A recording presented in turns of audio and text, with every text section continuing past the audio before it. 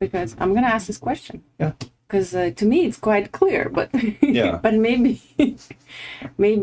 I'm delusional. I mean, it can mean a lot of things. That is true, but I think all titles kind of vague. Yes, actually. On purpose. Yeah. Yeah. Are we live, Bill? We are. We're live on Facebook, YouTube. Each one is on. Each one requires a separate step. Okay. Okay. So, welcome to the show. Welcome to Floridian. We're here today with Tony Nickle, the Vice President and Artistic Administrator for the Jacksonville Symphony Orchestra here for our city. Good morning. Good morning, Tony. Thanks for having me. And Alexandra, who keeps me straight, is here, without whom I would be looking over there. Don't say straight, Bill. And this could be... See, yeah. I told you she keeps me straight, but not straight apparently. Yeah. So, all right. Well, so thank you for joining us this morning, Tony. Yeah. Thanks for having me. Especially in this such a high, I guess, season, because you are hosting the gala, right? The annual gala this Saturday. Yeah, yes. Yeah. It's a busy. I mean, it always feels busy while we're in the season, which runs from September through early June. But certain times are especially busy, and this week we have a Thursday evening happy hour concert featuring our concertmaster Adelia Nartitieva, and then Saturday we have our big annual gala, which is a 7-hour affair. So I saw the program; it looked very impressive. Yeah. Yes. Yeah. Well, I will talk about this. Yeah. But can we chat a little bit about you first? Sure. Okay. So I know that you are not from Jacksonville. Yeah. Will you share where you're from and eventually what brought you here? Yeah. So I lived my entire life in Iowa before moving to Jacksonville. I grew up in Cedar Rapids, Iowa, which is in the eastern part of the state, metro area of about 150 or a couple 100,000.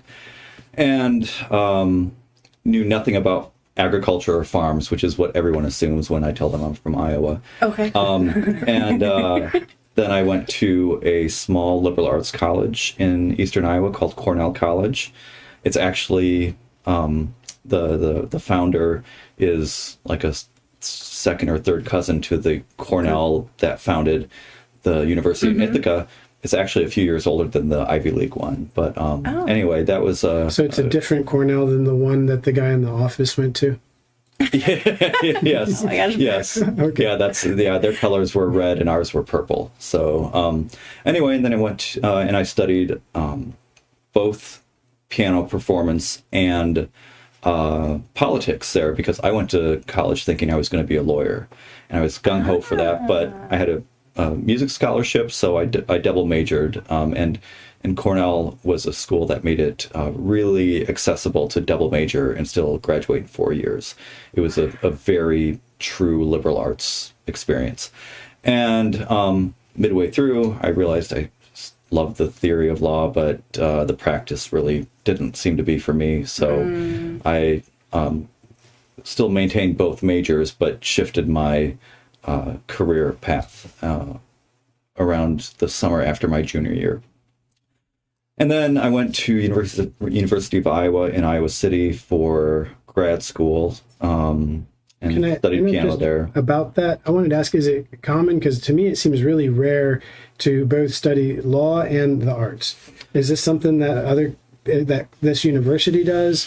And is this something that you already were drawn to these two things separately? I guess I don't really know too many people who have done both, although this past weekend we had a Pops concert, and one of the singers, who was from Oklahoma, he is this fantastic singer. He got very far. I don't know if he was one of the winners, but he got very far in America's Got Talent several years ago. He's only 22, and he's going to University of Oklahoma for politics. So I guess that's a fellow minded individual. But I wonder if all the competitors got slap suits just before they went on stage. Right. Yeah, exactly. They were all just disheartened.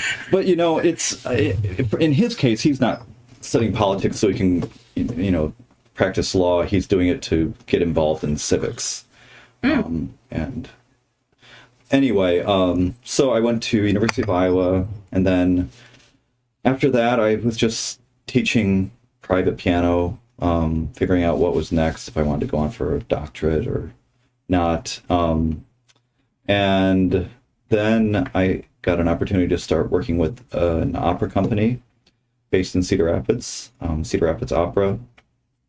And I was a pianist for them for a while, and then, as is often the case with very small arts organizations, you start wearing more and more hats the longer you're there. And at the same time, I also got a job teaching at a local, a small university in Cedar Rapids that was mostly a nursing school and had a music department of 3 full-time faculty members, including myself. So that was a very small experience, but amazing to have that experience in academia. I loved working with the students there, and the opportunity to shape, what we did in the department and start several new initiatives. But it was my time with the opera company that really shaped how I got here. I started wearing more administrative hats with them, production managing, while still being a pianist for rehearsals or musically directing some of their productions with their young artists program. And so did all of that for about 10 years. And then the person who is the CEO of the orchestra in Cedar Rapids, he and I were close because we were both in the arts, and he ended up winning the job as CEO of the Jacksonville Symphony around 2014, I believe. Started down here in 2015, and then several months later, into fall of 2015, he reached out and said, there's an opening here. Would you be interested? And I applied, and offered me the job, and I came down here in January of 2016. And so that was a big career shift from, academia, juggling full-time academia job, and playing the piano and working with singers and doing opera productions twice a year, and then a few side hustles here and there as a pianist, to just an administrative job. So, but that was a pretty big gear shift. And of course, it was the first time I ever lived outside of Iowa. I mean, I've traveled a lot, but yeah. So that's how I came to Jacksonville. That's when we met you. So of course, it's interesting to know that, because we know you within this lens, this administrative, lens of being very business focused and focused on objectives for the symphony and things like this. But it's quite interesting to note that the majority of your early years were spent more in the arts. Yeah, and of course, in my job, which is related to planning and programming what the symphony plays, and all the external forces we bring in, whether it be guest artists or, big groups that we bring in to work or play with the symphony. I feel really connected to the art form. So I still feel like I'm in the arts, but you're right, it is a different lens. But that was really my intent at some point. As much as I love to play and be part of the actual artistic product, at some point I wanted to curate what it was that was being done and just decide what was being done. And of course, it's not a unilateral choice. None of the decisions are unilateral, but I really wanted to be closer to that part of the process. Does it stem from your desire to make impact? I think it stems from being an only child and wanting what I want. I love it. Okay. Yeah. Well, yeah, but impact is part of that. I would have holistic ideas of what, the opera company could do, or what the music department I was teaching could do, and thinking of, at that 40,000 foot level. And at some point, unless you're high up the admin ladder, high up enough, you don't really have the ability to shape that impact. But it is all about impact. I mean, everything we're doing is really about the end user. It's not about just doing what we want. And as fun as that can be, I mean, that's not really the point of what we're doing.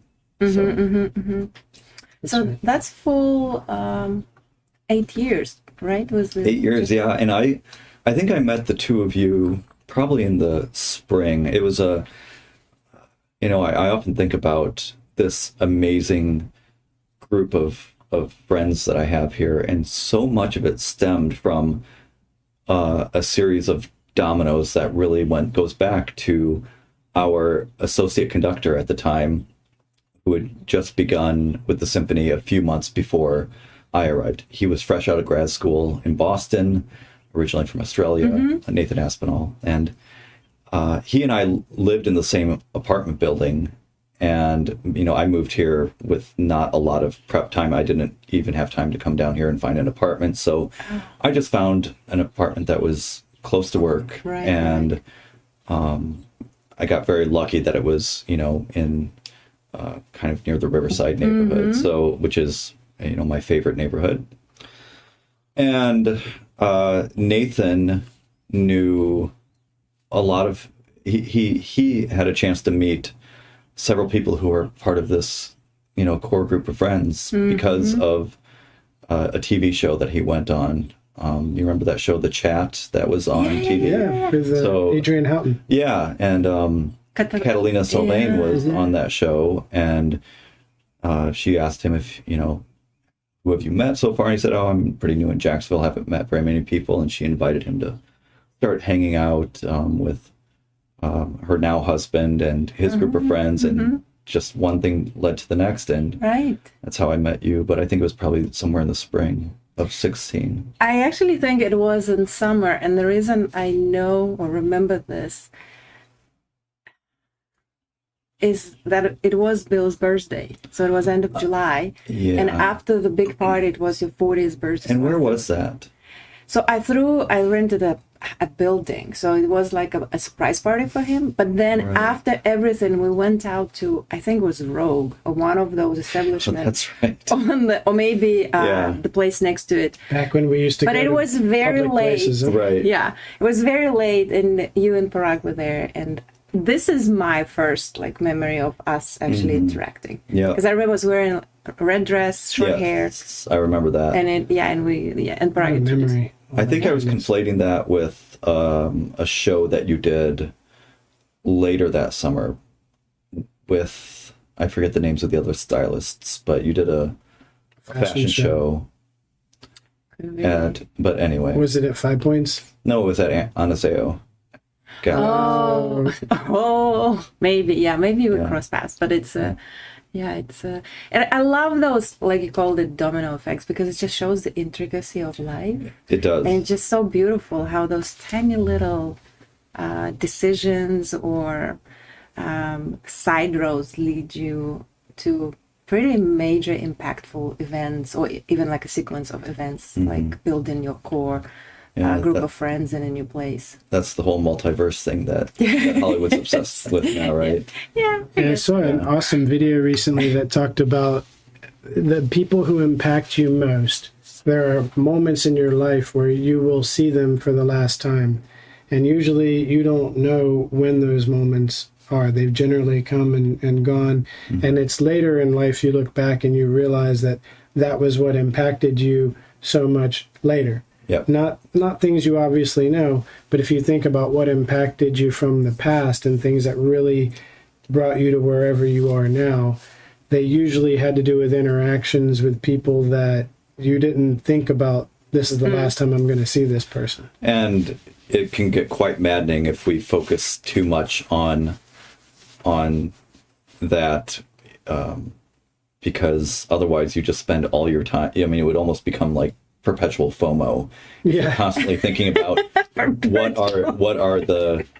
what's the sequence of impacts from every decision that I'm making at the moment, because but on the other it's hand, good to have that space and reflect back, but that's right. It's definitely good not to look at that with a sense of dread and fear of missing out.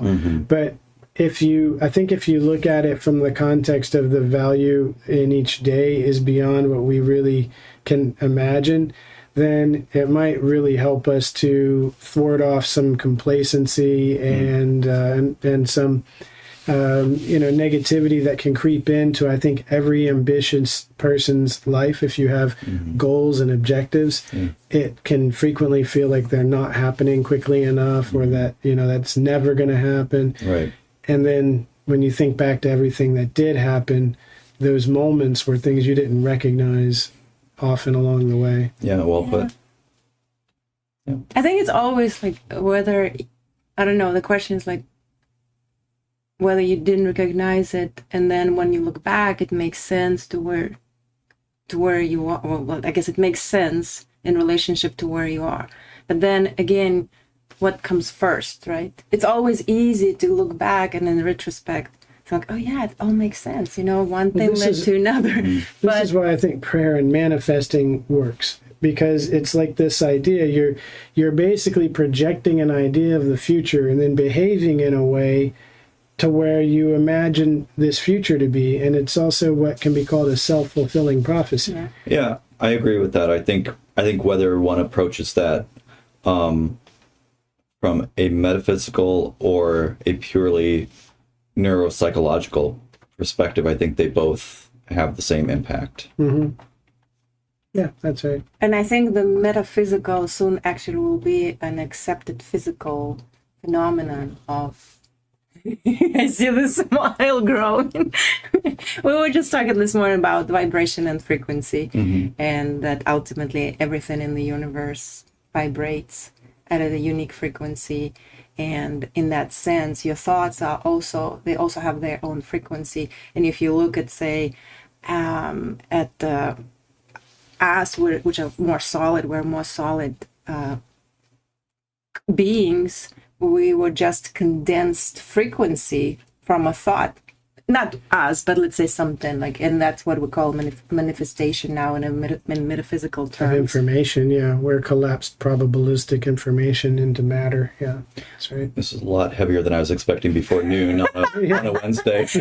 Well, it just goes back to those solid, liquid, gas, and plasma, right? And that plasma is that gas that is kind of elemental to all the three above, right? Anyway, let's go back to the symphony 8 years ago. Yeah. So if I remember correctly, it was a transitional time. So I guess administration was shifting. And from what I remember, some staff also of staff I should call the symphony participants. The crew. Musicians, yeah. Like the old guard. Symphony participants. Yeah. There's the word in English, musicians. Yeah. There were a lot of changes. So was it...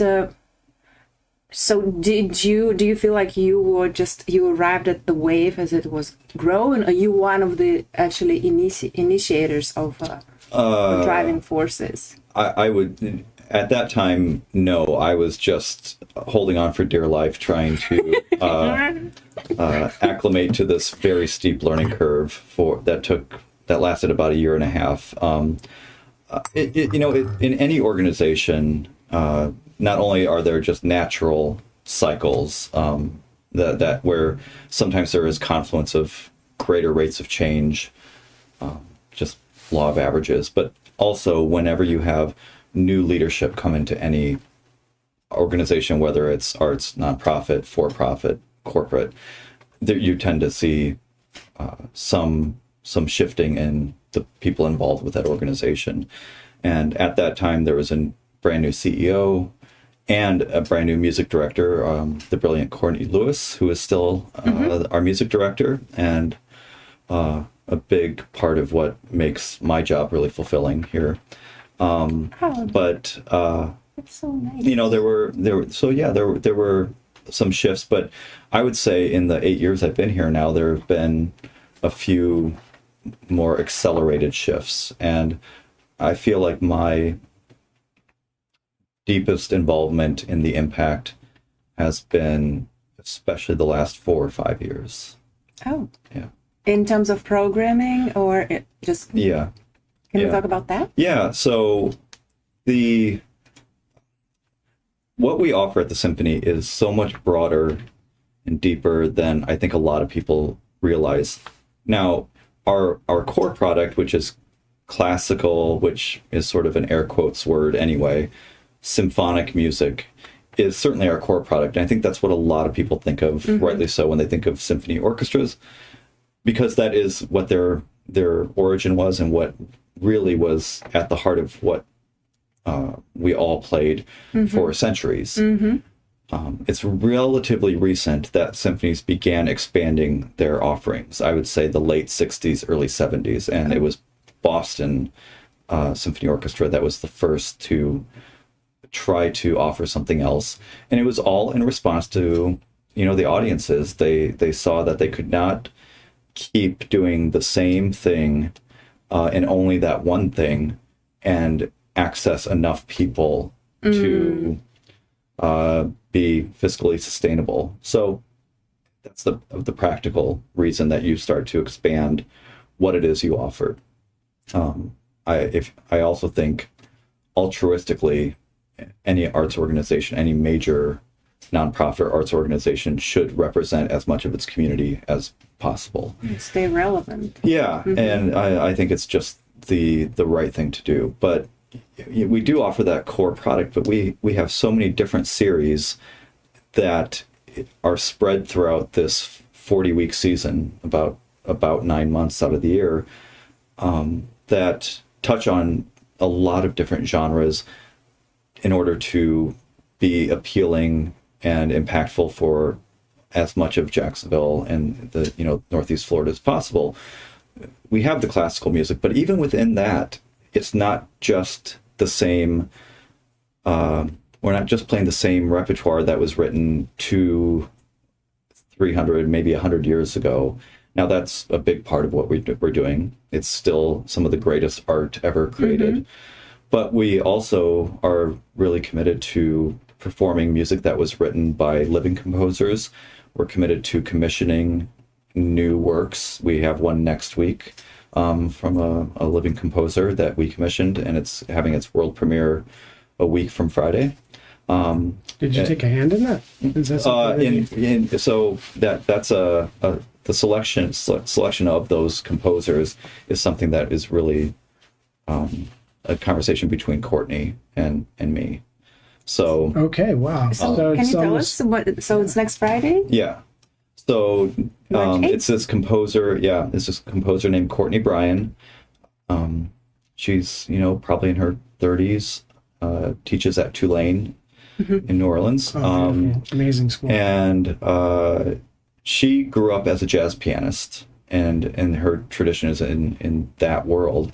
And as she began to compose for, a lot of composers begin small for a couple of reasons. They begin with what they know, what they were trained to do, and then it starts to expand. Also, it's easier when you're in school to get a small group of your friends together than a full orchestra. Right. And it's certainly a lot cheaper if you have to actually start paying people to get together to premiere your music. So you see a lot of people in their early careers writing for string quartets or a small ensemble that might be, clarinet, bassoon, and piano or something like that, or piano and voice.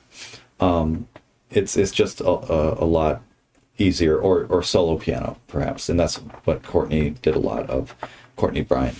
And then she started expanding. For solo piano. Okay. And then she started expanding into larger instrumentation, larger ensembles, and eventually started writing for full orchestras. But there is that element of jazz informing her writing. Now, it doesn't sound like Benny Goodman or Bill Evans, it's not. It's classical literally music jazz. still. It's and that's where the terms start to get really fuzzy. We still use the term classical because we don't have a better term. Leonard Bernstein had, he used to do this TV show in the 60s called Young People's Concerts, where he would have an audience full of families and talk about some topic for that hour, and the New York Philharmonic would be on stage, and they would demonstrate some of the things he would talk about. It was just a casual sort of conversation, I guess, lecture. People don't like that word, but about the topic. And one of his topics was, what is classical music? And he Terms said, like fish, right? He said, well, classical actually sort of has its own moniker because it means it relates sort of to Grecian philosophy, like classical philosophy, which is about symmetry and form and structure and sort of a simplicity. And then there was a neoclassical era where these were becoming revived, and that's where we saw, buildings like in Virginia and New England being built with Corinthian columns again, and the ideals around the time of the American Revolution were neoclassical ideas. And so he said, well, maybe we should call it art music, but then that implies that if it's not this, that it's not art. If it's popular, like it's popular music, not art. Right. It's very difficult to come up with new terms for each period, isn't it? It is. So, and some people just say high art, but that also sounds like you're being qualitative about the spectrum. So we just still end up using the word classical. That's some tricky shit. But we're also talking about music that's being written today. Yeah. That is a fusion of many different genres into this symphonic orchestra music. Now, the musicians are not improvising; they're reading from the term we would call is realized scores or parts, which means the notes are defined, the rhythms are defined. But this is just but there's a jazzy aspect of maybe the harmonies, maybe the rhythms. I mean, jazz had a huge impact in. Isn't it so difficult to classify any music today? A lot of it, yeah. A lot of it. Right. Obviously, there's some that's solidly in its own genre. That's right. Some's in its own place. That's right. But so I as usual. So much music now crosses all these genres. Yes, it is. It's true. And that's wonderful. I mean, it's confusing, but this pianist we've had with the symphony 3 years in a row now. His name is Conrad Tao. I think he's one of the most electric, exciting, and important American musicians today. And, we would call him a classical pianist if we wanted to put him into a nice, tidy box. And he plays, the standard repertoire. He was just in the beginning of January. He played Rhapsody in Blue and a concerto by Rachmaninoff. What order do you put your music collection in? What's that? What order do you put your music collection in? What do you mean? What order? Yeah, how do you categorize your music? I don't. The private music collection? Yeah, like your own at home. Like I don't really listen to music outside of work. I listen to jazz, and I listen to like the stuff from the middle century, the kind of piano trio focused, or maybe the early 20th century. Like some of the early stuff like Jelly Roll Morton. But I listen to music all the time and I love it, but I mean, I'm listening all the time. So when I'm not actively doing research for work or sitting in a rehearsal or performance, or, listening to soloists that I'm considering bringing in to play with the symphony, I'm either going to listen to jazz or I'm just listening to NPR usually, or watching your show. So, but getting to your point, Conrad is one of these musicians who is very focused on figuring out what is at the core of all of it, what unifies, what are the common threads through all of music. He and there are a lot of other musicians that are getting away from trying to talk about genres. Chris Thile is another one, the great mandolinist who plays everything from Bach to bluegrass. He was one of the founders of Nickle Creek. Plays with Yo-Yo Ma all the time as well. These kinds of artists who are sort of in their 20s and 30s and early 40s, a lot of them are just trying to dispense with worrying about what genre it falls into and just focusing on what's good music. Of course, that's still subjective, but right. So we within our classical series we offer a lot of different genre influences and a spectrum of eras, and a spectrum of guest artists who bring different voices to what they're playing, and that's really important to just represent a broad spectrum of philosophies and cultures and individuals and demographics.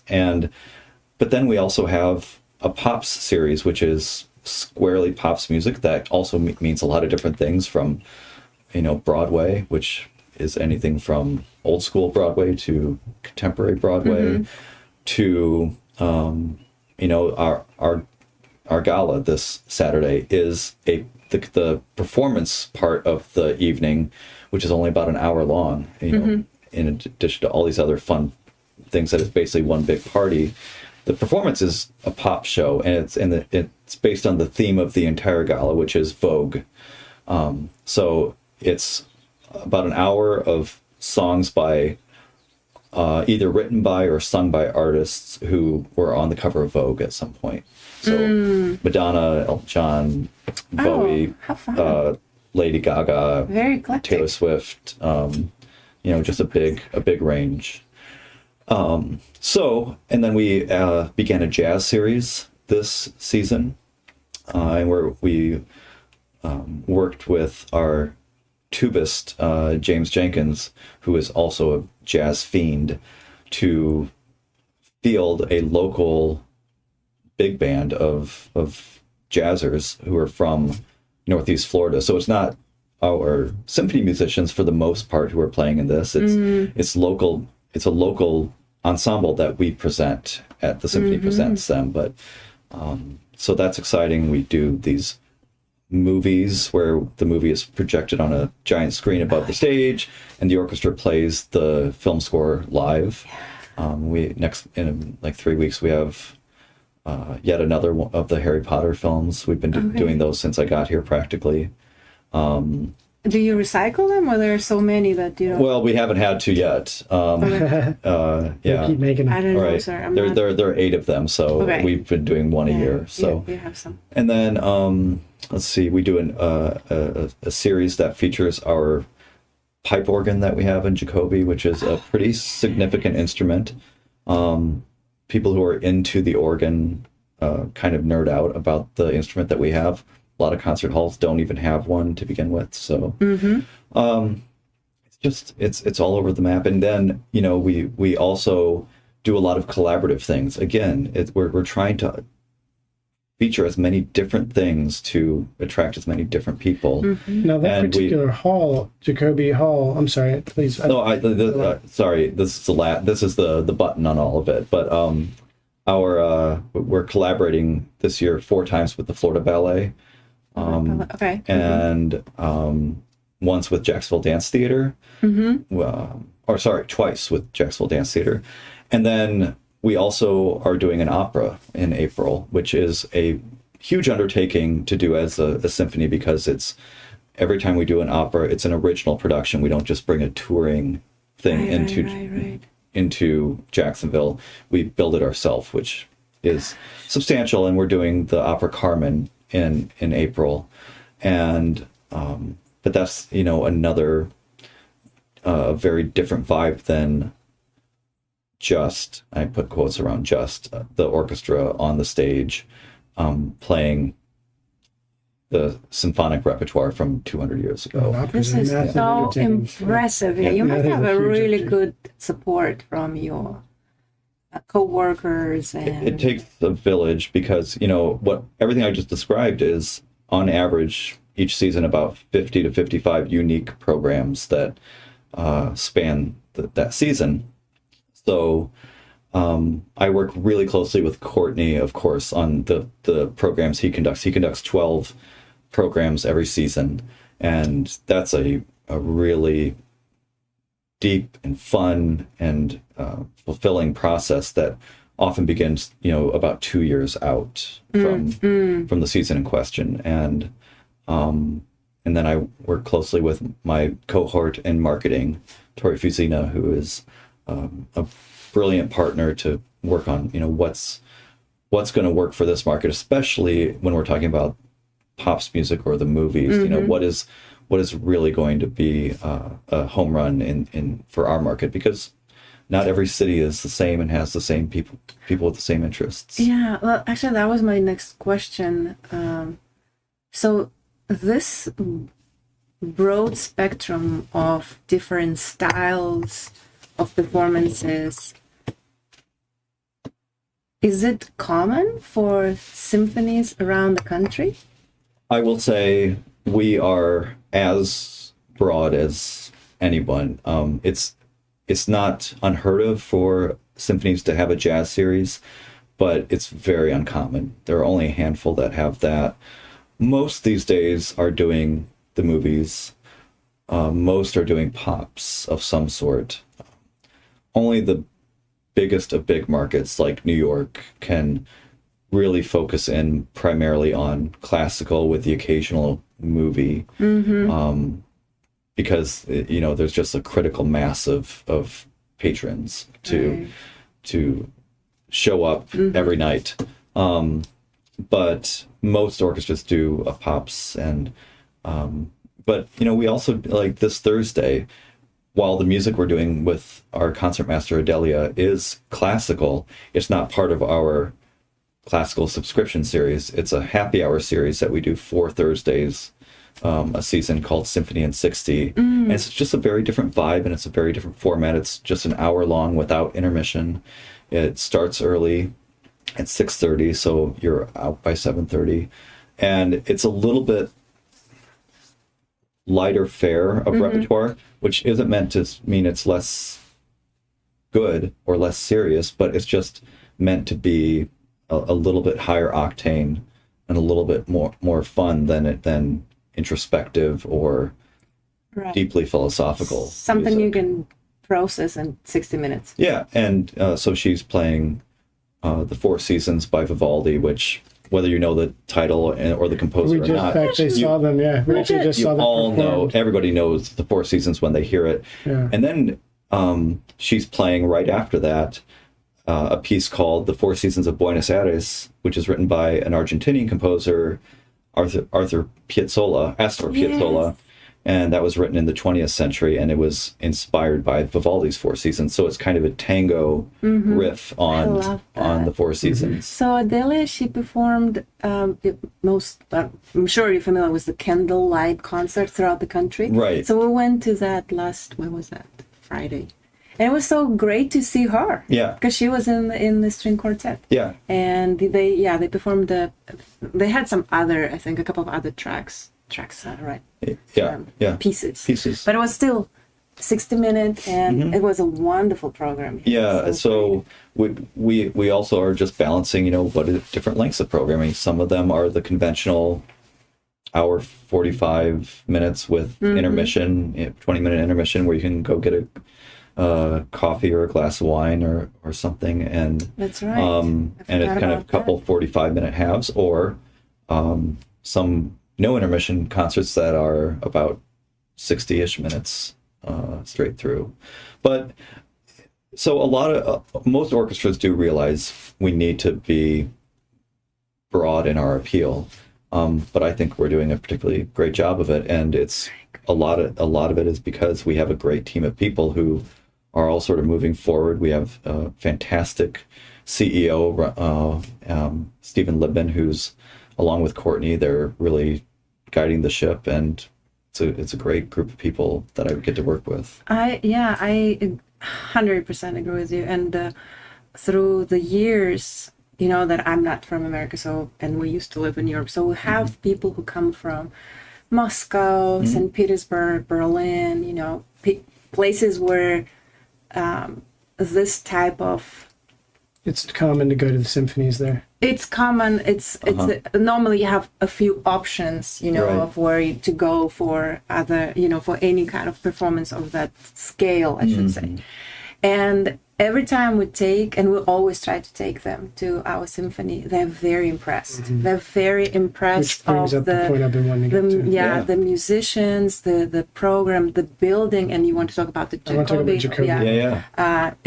So I absolutely feel that now also knowing more about the programming and the, let's say, the depth and the intention behind, I think Jacksonville Symphony is maybe one of the unique symphonies in the country. Well, thank you. We like to think so as well. Yeah. Good. Yeah. No, I truly believe that. Yeah. What was your So comment? Jacoby Hall has some unique acoustic properties. Can we talk a little bit about that? Like, what makes that building so special and why it sounds so unique to listen to a symphony in Jacoby Hall? Right. So Jacoby is modeled after a concert hall, a sort of standard concert hall design that's colloquially called a European shoebox, which means it's basically rectangular, and there is there's no proscenium, the thing that in a theater sort of separates the stage from the audience, like you're looking through a television set basically, and it doesn't have a pit, which a theater would have, where if you were to do opera or ballet, the orchestra could go down in the pit, recessed below the main floor level. It's a slightly elevated stage, and then most of the seats face forward directly at the stage in a linear way, not in a arced way like you might get in a theater.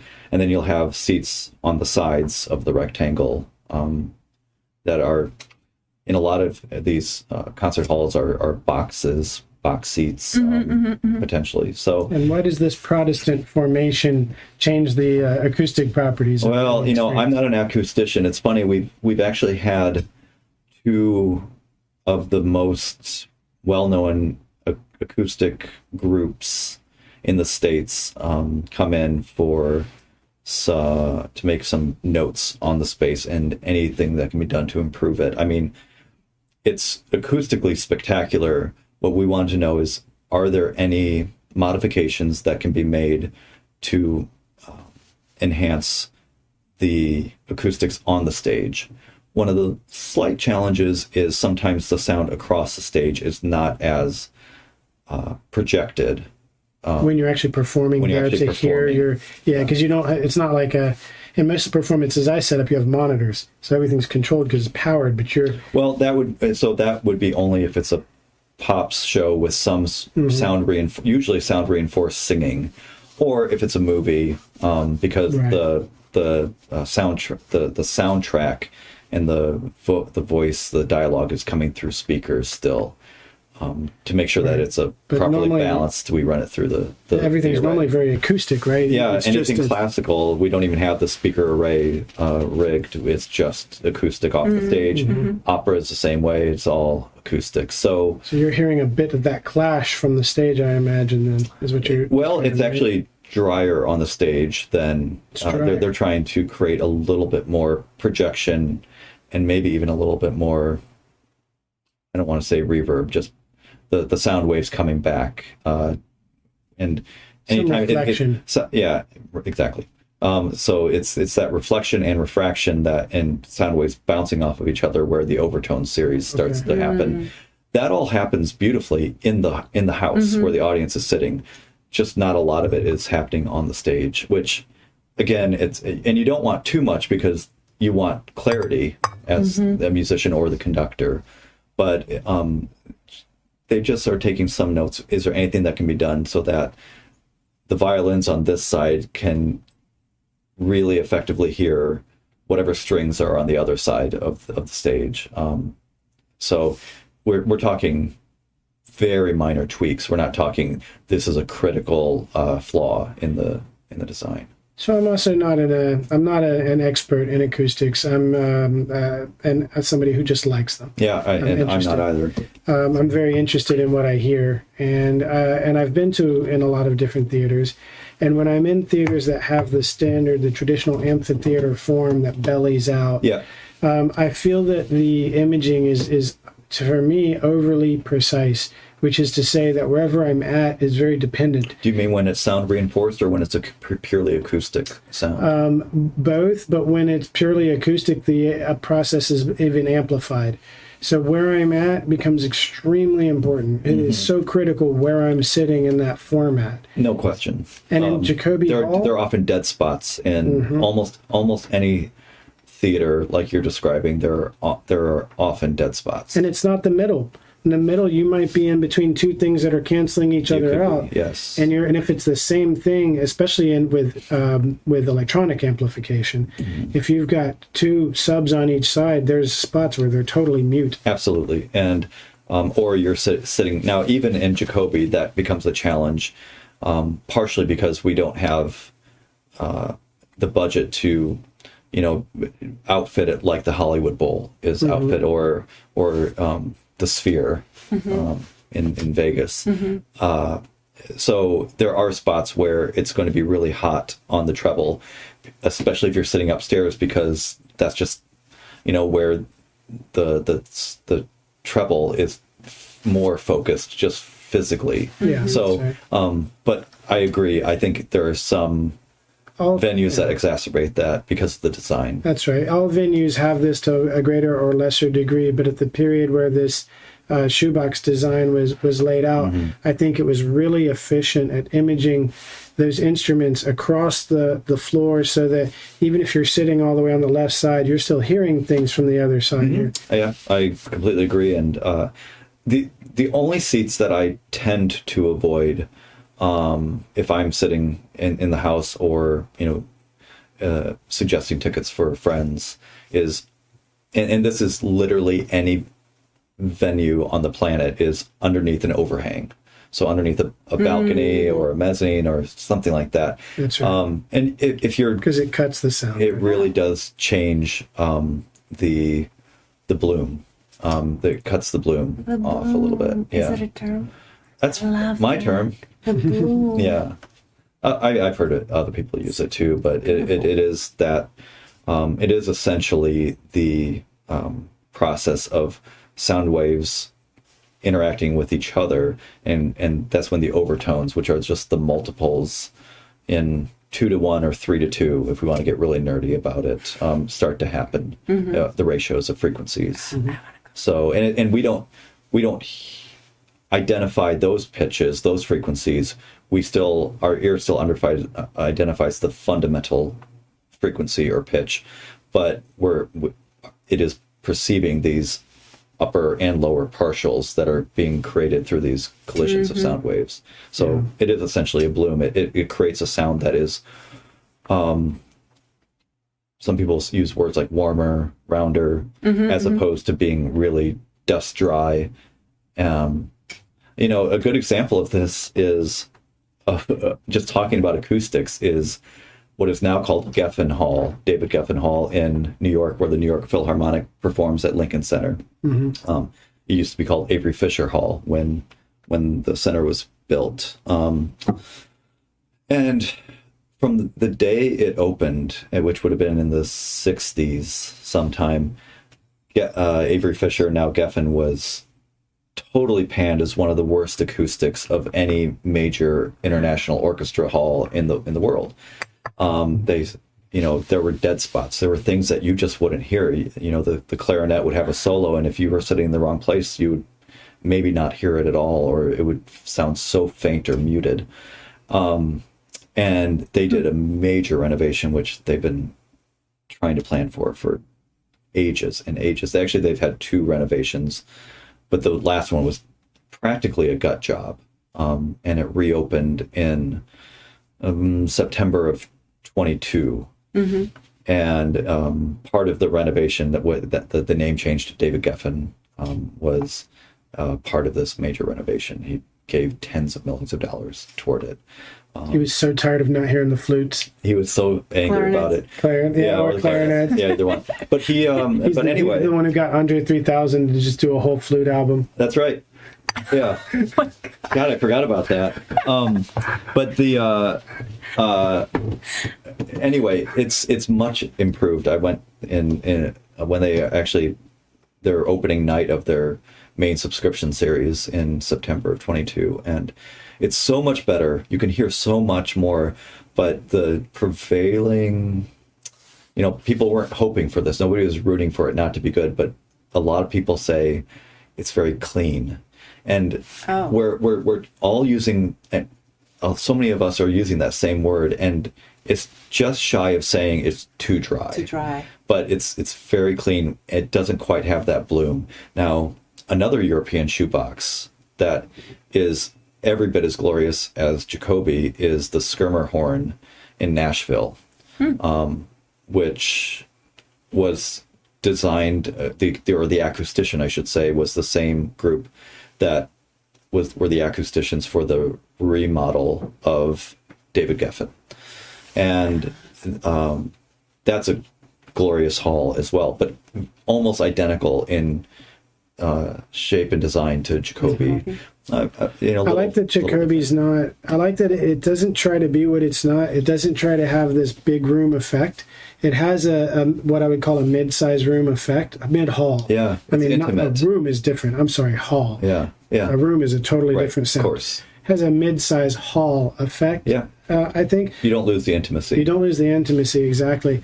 But so I get a lot of clarity of instruments, and I can hear things from all sides, and I have a lot of options as to where I sit. I don't want to sit all the way on the right or all the way on the left. Yeah, which are our most expensive seats. Ironically, that's where our box seats are. Mm-hmm. I don't typically suggest those unless they're good views. Yeah, that's and they're comfortable because the chairs are not fixed to the ground. And they look very fancy to sit in them. Yeah, they look very, very well. nice. That's sort of the point, but and it is they're convenient, but the best spot in the hall is probably just a little bit behind that horizontal center break aisle on the main floor, or in the very front row of the mezzanine, which is the first level up. But I'm glad that you pick up on that because you have great ears. So if you think it's good, then that's a great vote of confidence. For me, it's one of the great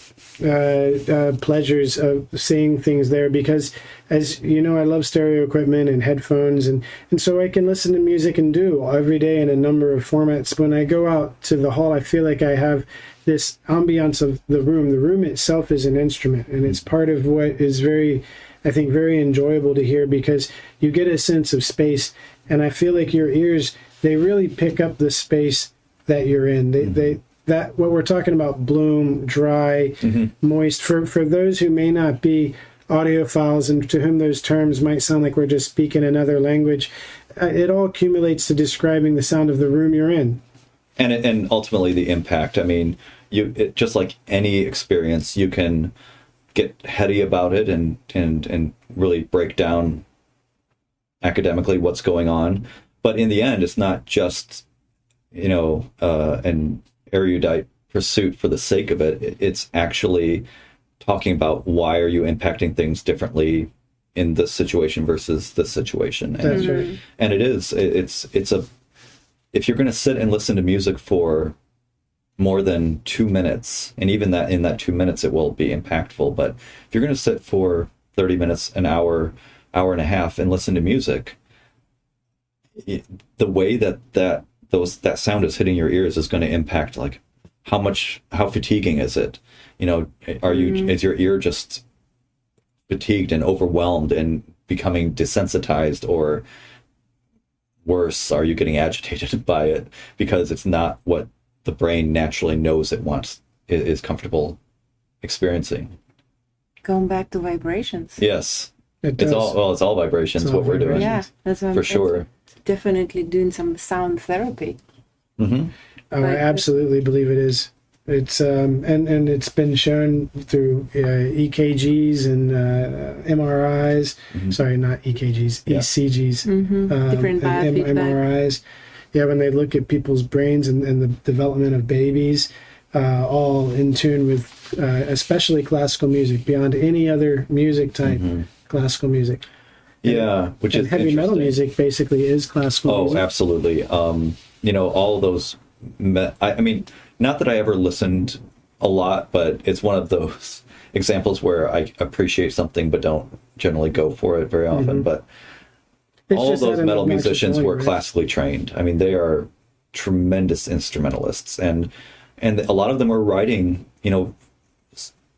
stuff that was more complex, which is not necessarily qualitatively better, but if it's done well, complex can just it just brings more that you're experiencing into one product. And I mean, Is that these where were you send serious people who play cats. too loud at the symphony? If they won't play quiet enough, you're like, that's it. You're going to go play heavy metal. Oh man, there are, that is a great idea. Put together your own heavy metal band out of Right. all the people who won't calm down at the symphony. Yeah, but I mean, some of the greatest, and I know this isn't metal, but one of the greatest talk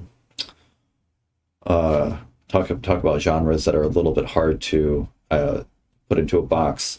Tom York of Radiohead Man, is one of the greatest composers of non-classical, although maybe you'd say he's kind of classical and with amplified instrumentation and a smaller ensemble than a full orchestra, but A great composer Whatever. could do either one. Philip Yeah. Glass and Tom York could write whatever they want. totally. Yeah. If they wanted Philip to- Glass is, I mean, so much of his minimalist music. There is some debate about this. Some people assume it's a clear cut, but there is some debate on this matter. But a lot of people will say that the minimalism that Philip Glass started in minimalism is basically breaking down a composition into its most fundamental components, which, rhythm, melody, harmony, and just essentially repeating it over and over and over and over. So the quality of the unit itself is sort of part of the experience, and then also when the pattern shifts partway through the piece, that's also where some of the experience is rooted. But a lot of people say that was the foundations for techno and house music. Really? Because interesting. the repeated The breaks, that's the main Yeah, thing you that do. makes in sense. techno Repeated- is, yeah, Although yeah. you would, of course. repeated rhythmic figure. So yeah, I mean, just look up Philip Glass on Spotify. Almost anything he does. But if you really want to get to the what I'm referencing, look up his piano etudes. They're just Love those you can drums. tell. Yeah, and I mean he also was the film score composer for the movie The Hours, which is Oh, still one of my favorites. Really? And they just the Met Opera just commissioned a new opera based on the Hours that premiered last year, and it was so wildly popular that they dropped something for this season and brought it back for another season. So it's stunning. It's one of the most crushing things I've ever seen.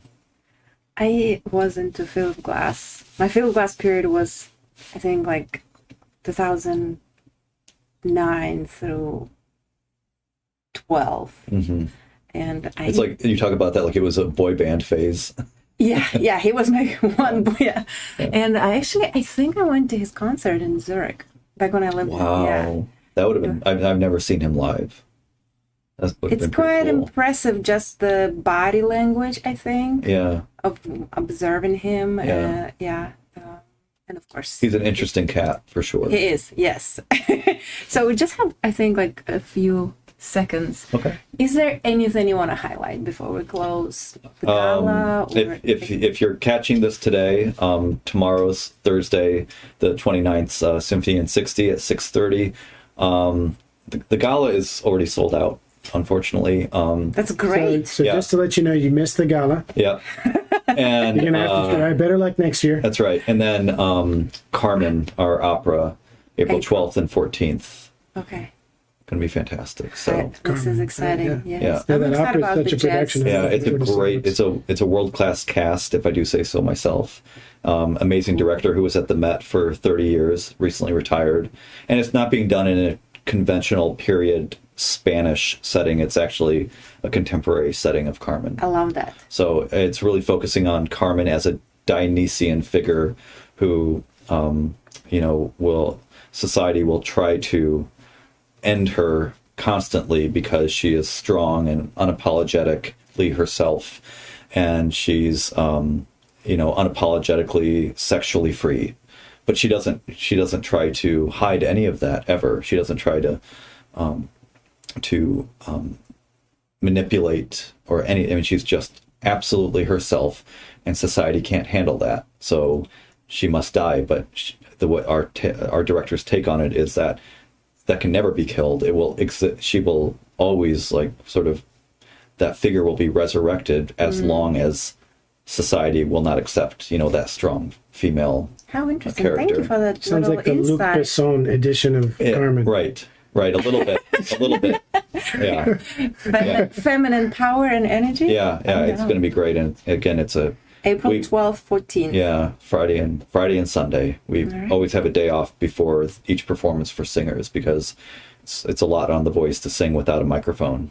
So, yeah. Tony, thank you so much for your time. Thank you for having me. Yeah, I really Especially appreciate before you. your big event. And yes. Congrats on your podcast. This is really great. Yes. I love that you're highlighting so many great things in Jacksonville.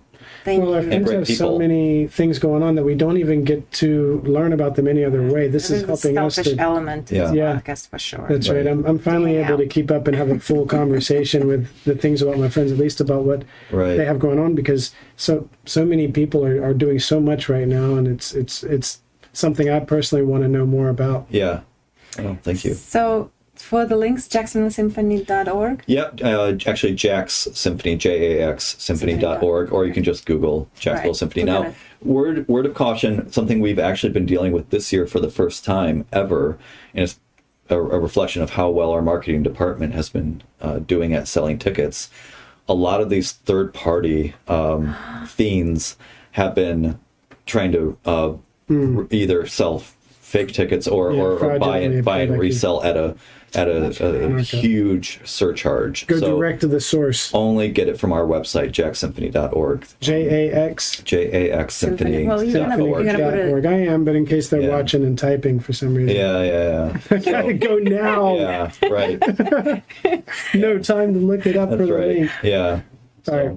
Well, thank you so much Yes. again, Tony. Appreciate Thank it. you. And Yeah. see you And thank soon. for Cheers. watching. Cheers. Yes. Thanks for coming.